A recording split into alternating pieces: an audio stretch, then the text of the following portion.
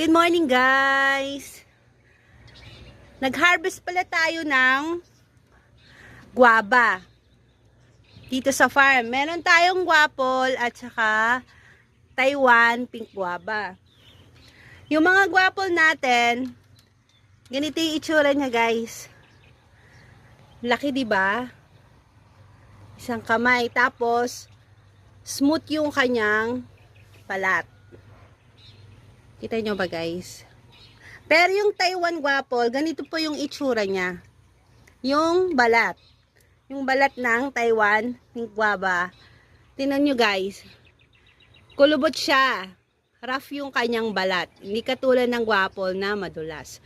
So ito, makikita nyo yung difference ng guapol at saka Taiwan pink guava. Lamang guys! FYP! For your information, yan lang po. Bye guys!